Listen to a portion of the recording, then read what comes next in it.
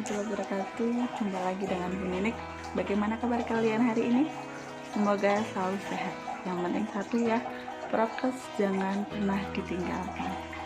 Baiklah anak-anakku, pada kesempatan ini Ibu akan melanjutkan materi pertemuan yang lalu yang belum sempat selesai. Apakah itu? Ya, betul. Pembahasan untuk kasus 1 yaitu PD Raharja. Sudah siap untuk belajar semuanya? Oke, kalau sudah siap silakan simak penjelasan dari Ibu berikut ini. Assalamualaikum warahmatullahi wabarakatuh. Baiklah anak-anak, kita lanjutkan untuk pembahasan PD Raharja berikutnya. Kemarin kita sudah sampai dengan tanggal 14, betul?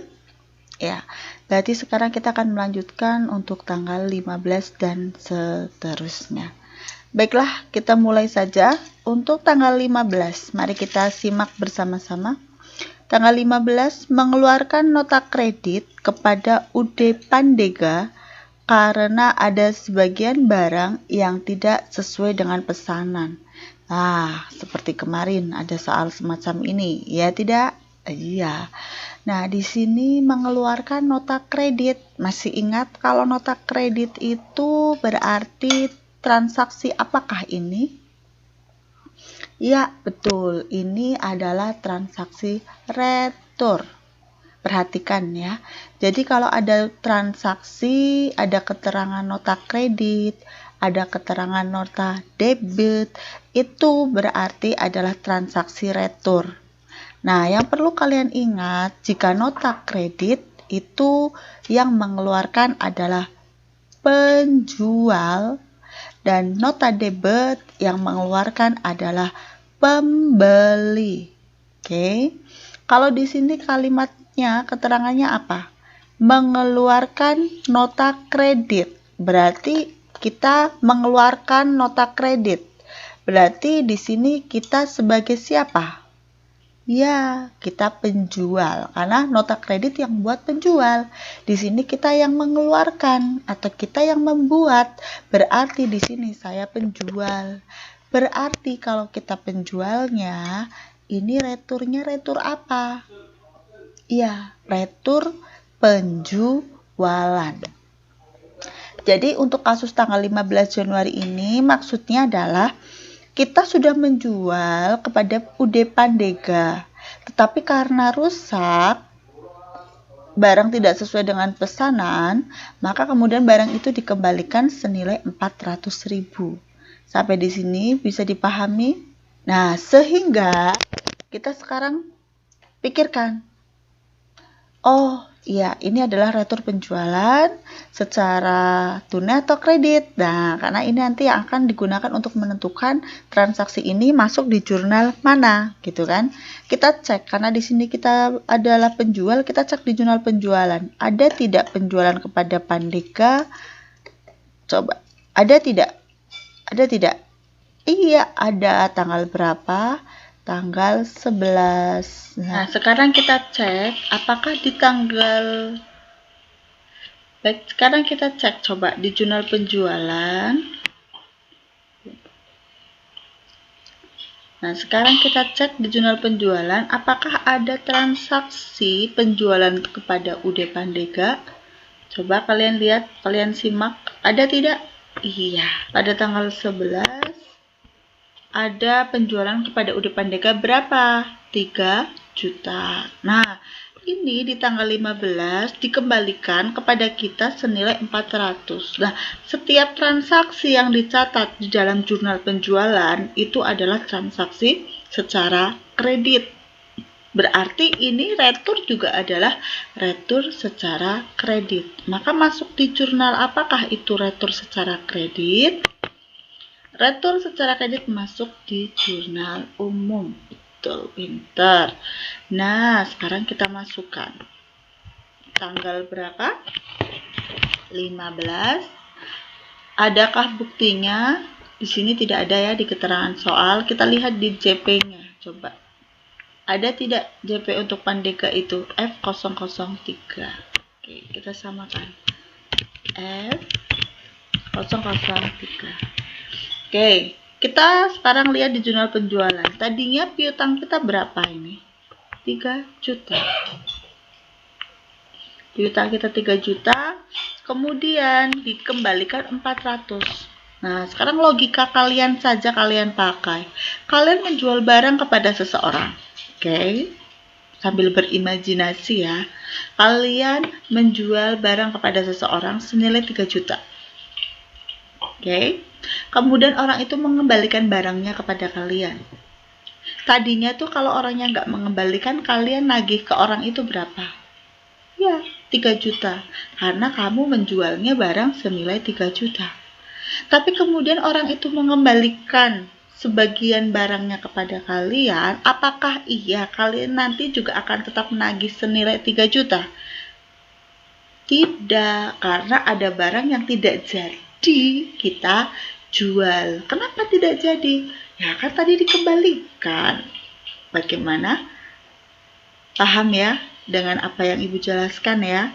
Berarti adanya retur penjualan itu akan mengurangi piutang.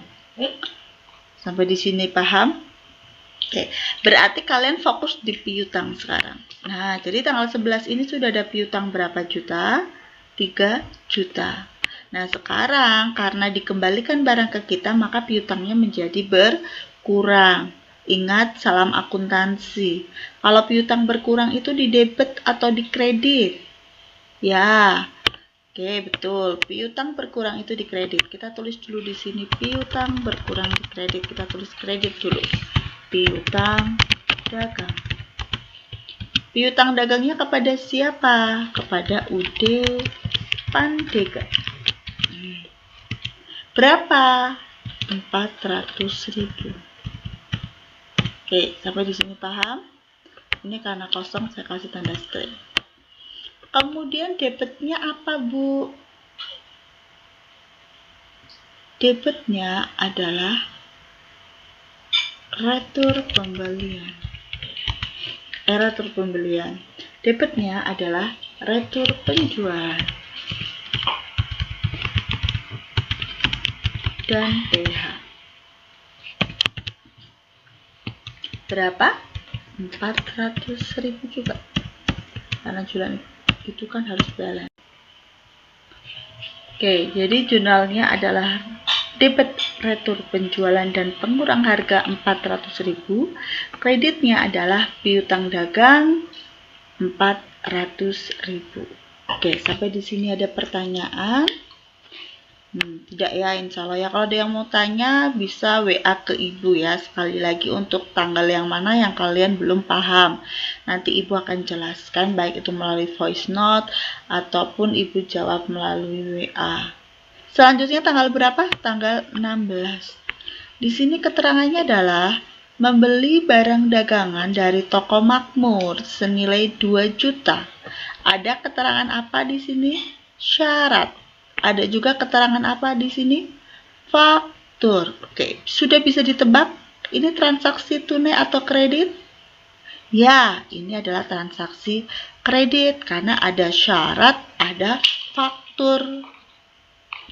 Oke, di sini kita membeli barang dagangan. Berarti masuk di jurnal apa? Ya, di jurnal pembelian. Kita masukkan tanggalnya tanggal 16. Buktinya F310. Oke. Pada siapa? Toko makmur. Oke. Apakah ada syaratnya di situ toko makmur? Ada. 2/10. Oke. 2/10 N/30. Oke. Berapakah pembelian? Pembeliannya adalah 2 juta. Saya ulangi lagi, siapa tahu dari kalian masih ada yang bingung. Jadi, kenapa di sini masuk di debit di kolom pembelian? Karena di sini keterangan transaksinya adalah membeli barang dagangan. Jadi, kalau yang dibeli adalah barang dagangan, berarti itu adalah pembelian. Jika yang dibeli perlengkapan, bukan pembelian. Maka ketika ada transaksi pembelian selain barang dagangan yang itu dilakukan secara kredit, masuk di jurnal pembelian, tapi tidak di kolom pembelian, melainkan di kolom serba-serbi. Contoh, dibeli peralatan senilai, maka masuknya di serba-serbi nama akun peralatan. Bisa dipahami? Oke, paham ya? Jadi ini ibu sudah tuliskan pembeliannya 2 juta, kemudian serba-serbinya kosong karena tidak ada hubungannya. Kemudian setelah itu kreditnya apa?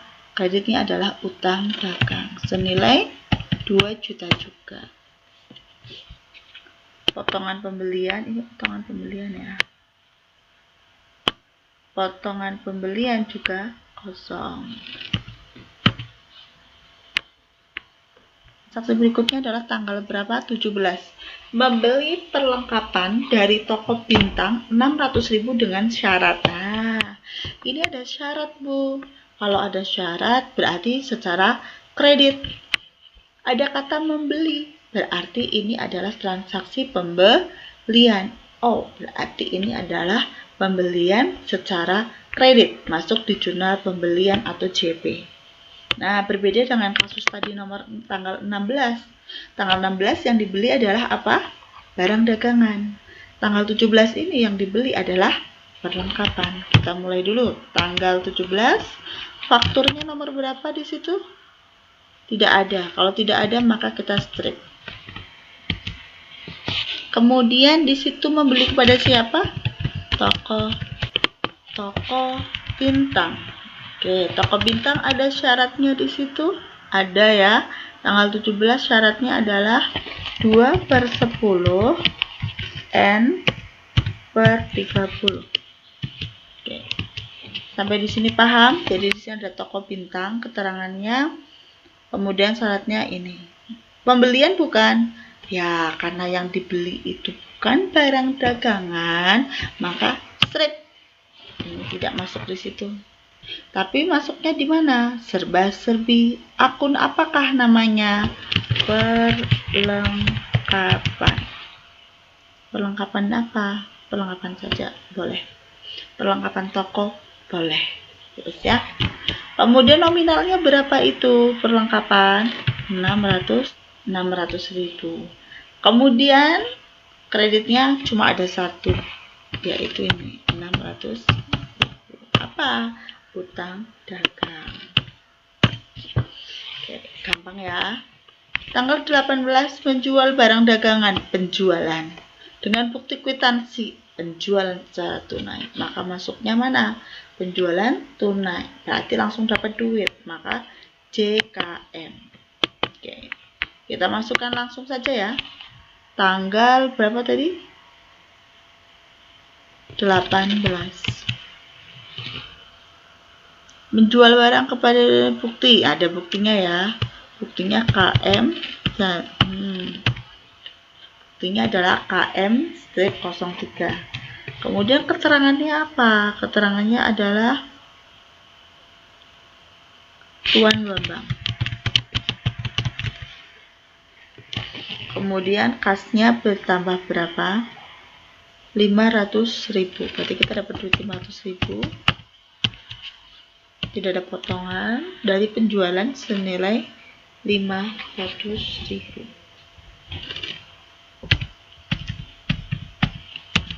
Kemudian piutang tidak ada, serba-serbi juga tidak ada. Oke, kita lanjutkan ya.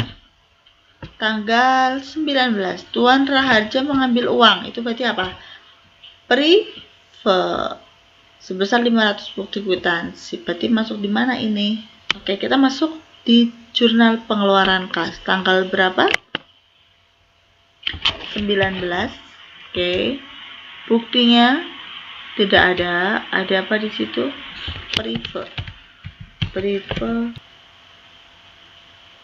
Prive Tuan Raharja.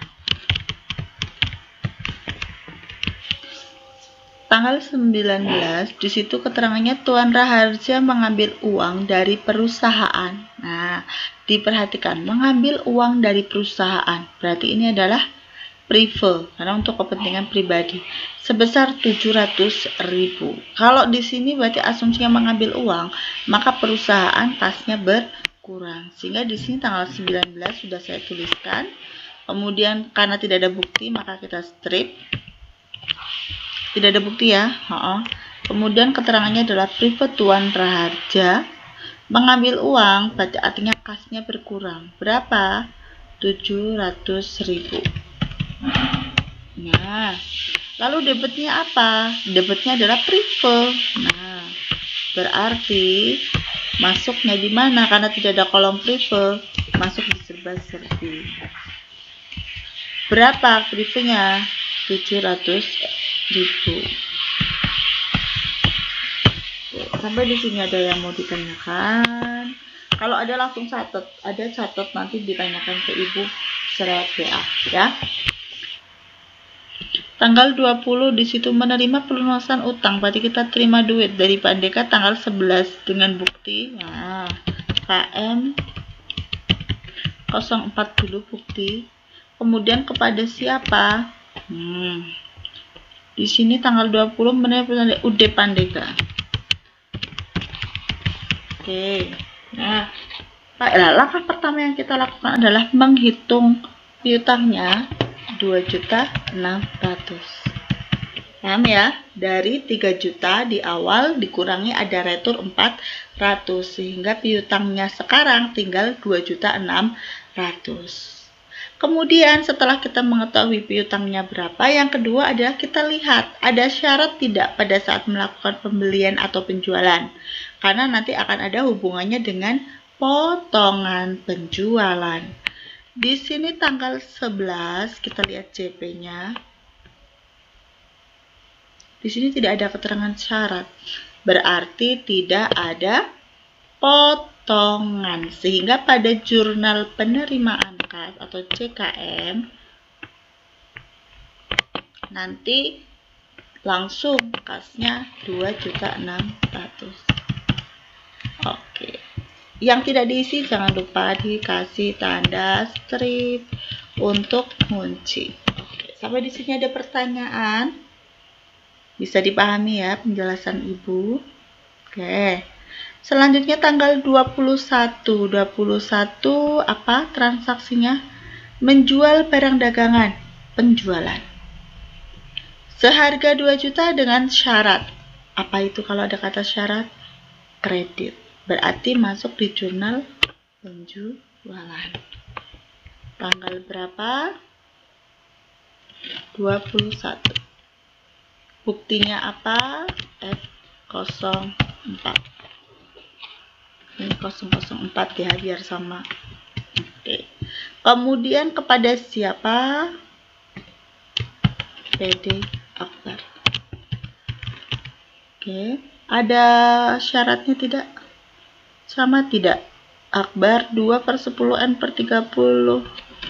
Sama ya? Oke. Menjual barang dagangan, berarti ini adalah penjualan. Berapa nominalnya? 3 juta. Kemudian DPT karena cuma satu pasti piutang. Oke. Serba-serbinya kita cek. Ada pertanyaan sampai di sini? Apakah ada yang belum kita catat tanggal 21-nya? Sudah semua. Oke. Selanjutnya tanggal berapa? 25. Menjual barang dagangan lagi kepada UD Pandega 3 juta. Berarti di penjualan ya, ada syarat. Oke.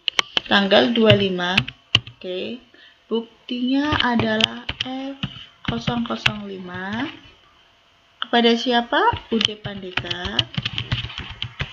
Ada syaratnya tidak? Oh, tumben ada ini Pandega. Kita kasih kurung 3/10 N/30. Oke. Oke ya. Berapakah? 3 juta.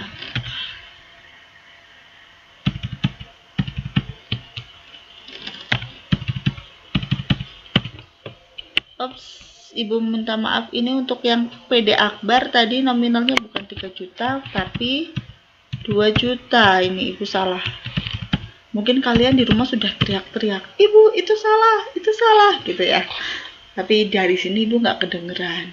Nah, ini 2 juta ya. Ini sudah Ibu rubah untuk tanggal 21-nya. Oke, sampai di sini ada pertanyaan? Tidak ada pertanyaan? Atau bertanya tapi baru mau akan WA? Silahkan. Selanjutnya tanggal 27 di situ menerima pinjaman dari Bank ABC untuk pelunasan usaha sebesar 20 juta dan ada bukti transaksinya kwitansi. Menerima pinjaman. Kalau ada kata menerima itu pasti kas masuk. Maka kita masukkan di CKM. Kemudian tanggal berapa di situ? 27. 27 kita menerima, ada bukti masuknya apa? KM05. Kemudian kepada siapa? Bank ABC. Oke. Berapakah duit yang kita terima? Kita pinjam 20 juta. Ini udah 20 juta belum? Coba cek. Ya, 20 juta. Potongan step ya. Kemudian apakah ini penjualan? Bukan. Apakah ini adalah piutang dagang? Bukan. Tapi apakah di sini akun serba-serbi? Yaitu apa? Utang. Nah, berapa nominalnya? 20 Oke, 20 juta. Tapi kalian perhatikan di sini ya. Menerima piutang dari Bank ABC untuk pelunasan usaha sebesar. Sebenarnya kalau misalkan di sini ada pelunasan utang usaha kepada siapa gitu ya, berarti itu bisa 2 transaksi. Berarti artinya kita pinjam, terus kita langsung membayar utang. Tetapi karena di sini tidak ada keterangan apapun, kita anggap pokoknya kita taunya terima duitnya saja. Oke. Tanggal berikutnya adalah tanggal 31, membayar utang kepada toko sederhana atas pembelian tanggal 13. Oke, kita masukkan mana ini kalau membayar? CKK. Tanggal berapa? 31. Oke. Buktinya adalah KK06. Oke. Di sini keterangannya kita tulis apa? Toko sederhana ya. Toko sederhana. Oke, atas pembelian tanggal berapa? 13. Oke, kita. Oke, sekarang akunnya apa? Di sini keterangannya membayar utang kepada toko sederhana. Berarti dulu kita beli atas pembelian tanggal 13. Sekarang kita cek di jurnal pembelian. Tanggal 13 ada sederhana, ada ini. Nah, di sini ada ya tanggal 13 ada kepada siapa? Kepada toko sederhana. Nah, ini saya kasih tanda warna merah. Nah, di sini utang kita tadinya adalah 2.500.000. Kita kan mau bayar tuh. Tapi kembali lagi, setiap ada pelunasan, baik kita bayar ataupun kita menerima piutang, kita harus cek dulu berapa utang atau piutangnya. Nah, di sini utangnya awalnya 2.500.000. Kita cek coba, pernah ada retur tidak ya? Udah toko sederhana ini. Ada tidak retur? Ini ada retur pembelian dan PH ini tanggal 12. Tapi punya siapa ini? Oh, punya Makmur, berarti aman. Berarti tidak ada ya untuk yang sederhana ya. Oke, berarti tidak, karena tidak ada retur untuk toko sederhana di jurnal umum ini, berarti artinya utang kita kepada toko sederhana dari tanggal 13 atau di jurnal pembelian ini tetap ajek atau sama, tidak mengalami perubahan, yaitu sebesar 2.500.000. Sehingga pada saat kita membayar, maka kita tulis dulu di sini utang berapa? 2.500.000. Oke, langkah pertama kan menghitung utang atau piutang dulu. Ini debitnya, otomatis yang lain kita strip dulu karena sudah ketemu. Oke. Kemudian sekarang kita lihat ada potongannya tidak. Nah, biasanya kalau potongan itu hubungannya dengan apa? Ya, dengan syarat. Kita lihat coba di jurnal pembelian. Ada syaratnya nggak ini? Ada 5/10 N/30. Wah, potongannya besar, yaitu 5/10. jika melunasinya adalah maksimal 10 hari dari tanggal transaksi dan maksimal harus dilunasi 30 hari setelah tanggal transaksi. Kita lihat, kita beli tanggal 13, sekarang tanggal 31. Kira-kira apakah masih dalam waktu 10 hari? Tidak, sehingga di sini tidak mendapat potongan. Sehingga uang yang kita bayarkan adalah senilai dengan utang kita. Berapa? 2.500.000. Oke, sampai di sini ada pertanyaan? Alhamdulillah. Apakah ini berarti sudah selesai untuk penulisan transaksinya? Belum. Proses untuk jurnal khusus setelah kita memasukkan semuanya adalah kita jumlah. Oke, kita jumlahkan semua sama dengan sum.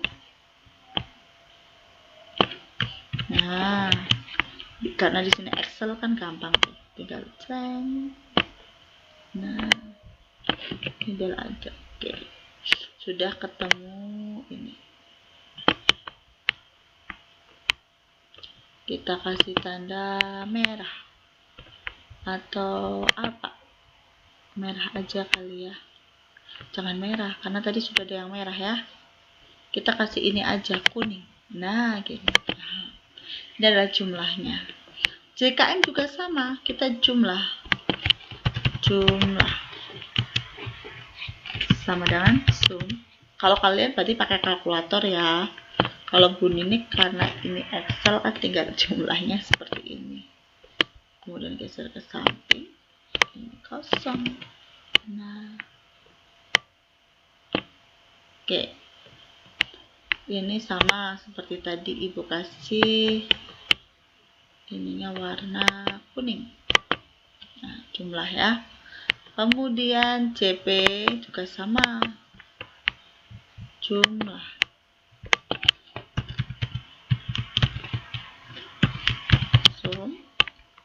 Dari atas sampai bawah.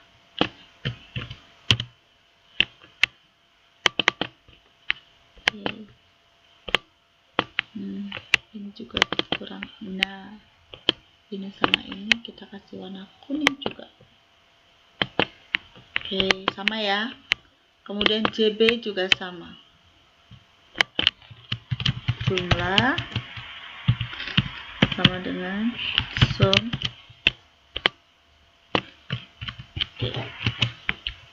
Ini setelah di zoom kita tarik juga ini ke samping. Oke, kemudian kita kasih warna juga sama ya. Tadi materi yang Ibu berikan kaitannya dengan pembahasan untuk PD Raharja. Apakah kalian sudah paham semuanya? Oke, semoga kalian semua paham ya. Tapi tidak usah khawatir, bagi kalian yang merasa masih kebingungan dengan apa yang tadi Ibu sudah jelaskan, kalian bisa wapri melalui WA ke Ibu, atau juga bisa kita diskusikan melalui GCR. Yang penting tetap semangat, jangan lupa jaga kesehatan. Mungkin hanya itu yang bisa Ibu sampaikan. Sekian, wassalamualaikum warahmatullahi wabarakatuh.